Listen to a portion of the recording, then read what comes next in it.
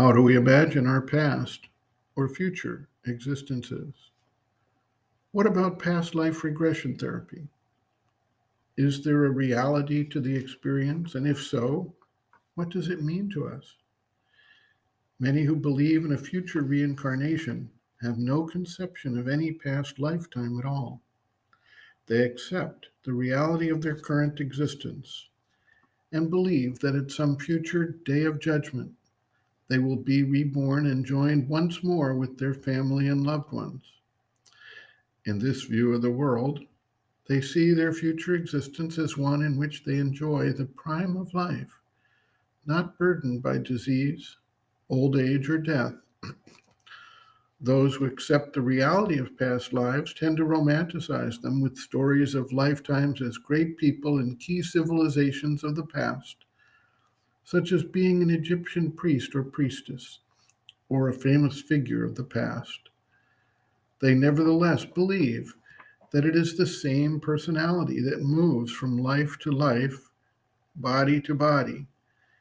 And when they project this into the future, they expect to be reborn as they are now, perhaps in a different outer circumstance, but joined once again with the karmic bonds of individuals with whom they have contact.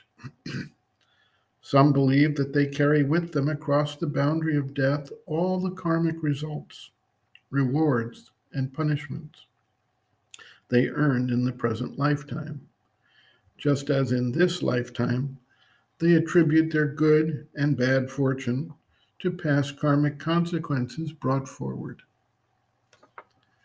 Sri Aurobindo notes, quote, "You must avoid a common popular blunder about reincarnation. The popular idea is that Titus Balbus is reborn again as John Smith, a man with the same personality, character, attainments as he had in his former life, with the sole difference that he wears coat and trousers instead of a toga and speaks in Cockney English instead of popular Latin.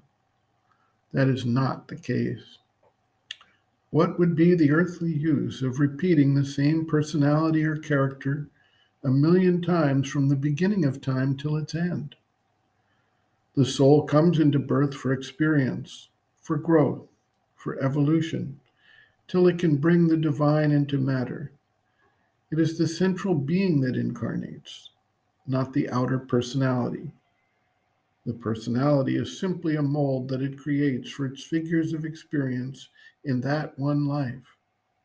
In another birth, it will create for itself a different personality, different capacities, a different life and career.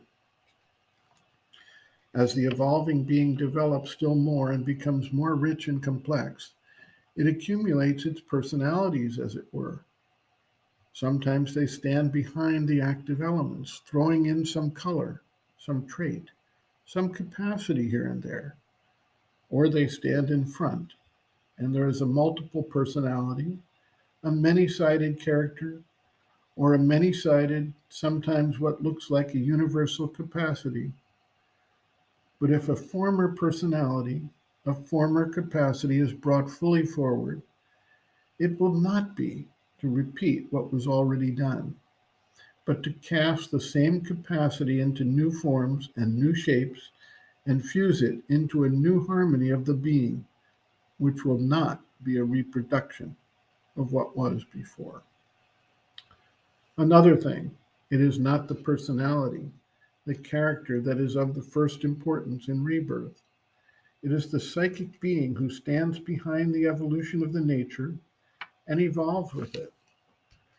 The psychic, when it departs from the body, shedding even the mental and vital on its way to its resting place, carries with it the heart of its experiences, not the physical events, not the vital movements, not the mental buildings, not the capacities or characters, but something essential that is gathered from them, what might be called the divine element for the sake of which the rest existed. That is the permanent addition. It is that that helps in the growth towards the divine. That is why there is usually no memory of the outward events and circumstances of past lives. For this memory, there must be a strong development towards unbroken continuance of the mind, the vital, even the subtle physical. For though it all remains in a kind of seed memory, it does not ordinarily emerge. But too much importance must not be given to past lives. For the purpose of this yoga, one is what one is, and still more, what one will be. What one was has a minor importance. End quote. Reference Sri Aurobindo, Integral Yoga, Sri Aurobindo's Teaching and Method of Practice. Chapter 12, Other Aspects of Sri Aurobindo's Teaching and Method of Practice.